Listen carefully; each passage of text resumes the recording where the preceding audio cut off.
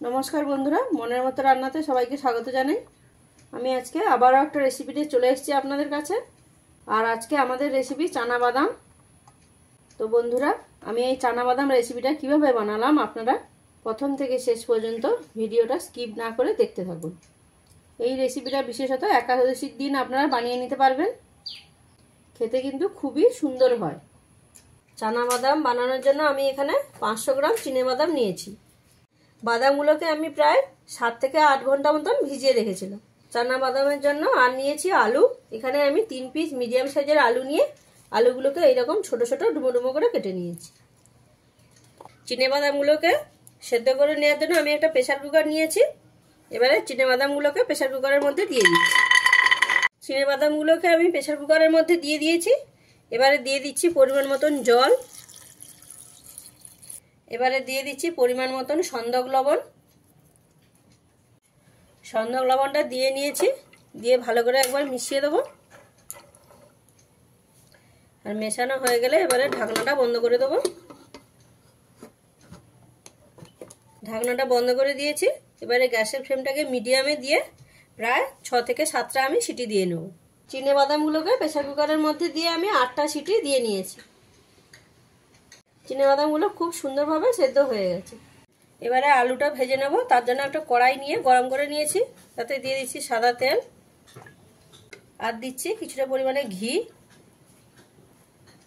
ঘি আর তেলটাকে খুব সুন্দর করে গরম করে নিতে হবে। চানা বাদামটা একাদশীর দিনেই খাওয়া হয়, তার জন্য আমি এখানে অল্প একটু ঘিও দিয়ে দিলাম।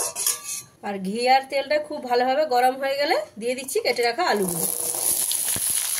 দিয়ে দিচ্ছি পরিমাণ মতন সন্দক লবণ।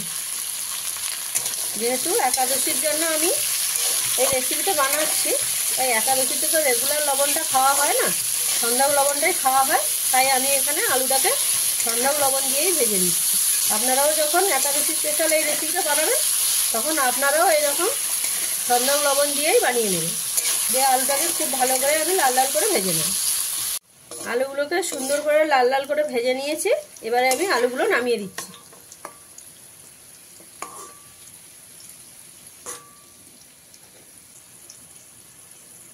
এবারে ওই একই ঘি আর তেলের মধ্যে দিয়ে দিচ্ছি ফোড়নে 2টো শুকনো লঙ্কা, দিচ্ছি হাফ চামচ গোটা জিরে।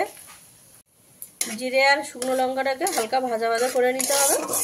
আর ভাজা ভাজা হয়ে গেলে এখানে দিয়ে দেবো থেতে করে রাখা আদা, দিচ্ছি ঝালের জন্য কাঁচা লঙ্কা কুচি, দিয়ে এবারে হালকা ভেজে নিতে হবে যাতে আদা আর কাঁচা লঙ্কার কাঁচা গন্ধটা চলে যায়। আদা আর কাঁচা লঙ্কাটাকে খুব সুন্দর করে ভেজে নিয়েছি। আদা আর কাঁচা লঙ্কার কাঁচা গন্ধ চলে গেছে।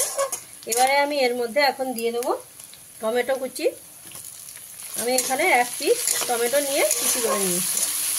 আবারও আমি সব কিছুকে প্রায় 2 থেকে 3 মিনিট ভালো করে ভেজে নেব। 2 থেকে 3 মিনিট সব কিছুকে আমি খুব ভালো করে ভেজে নিয়েছি। দেখুন টমেটোগুলোও গলে গেছে। এবারে আমি এখানে দিয়ে দেবো সেদ্ধ করে রাখা চিনে বাদাম, আর তারই সাথে দেবো ভেজে রাখা আলু, দিয়ে দেবো পরিমাণ মতো সন্দক লবণ। যেহেতু সেদ্ধর সময় লবণ দেয়া আছে, আলু ভাজাতেও দেয়া আছে, সেই পরিমাণ বুঝে আপনারা সন্দক লবণটা দিয়ে নেবেন। দিয়ে এবার সব কিছুকে খুব ভালো করে মিশিয়ে দেবো।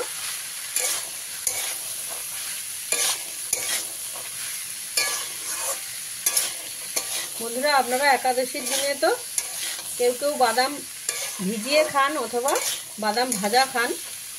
এইভাবে আমি যেভাবে এই চানা বাদামের রেসিপিটা আপনাদের করে দেখাচ্ছি, এইভাবে একবার আপনারা বানিয়ে খেয়ে দেখুন। খেতে কিন্তু খুবই অপূর্ব স্বাদের হয়।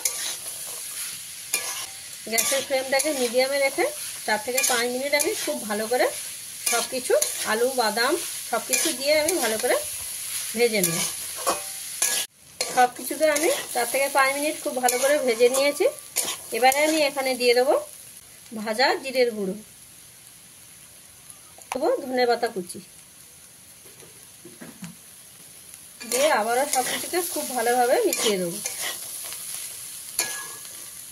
সব কিছু ভালোভাবে মেশানো হয়ে গেলে এবারে আমি এখানে গ্যাসের ফ্লেমটা অফ করে দেবো। এখানে দিয়ে দেবো পাতিলেবুর রস।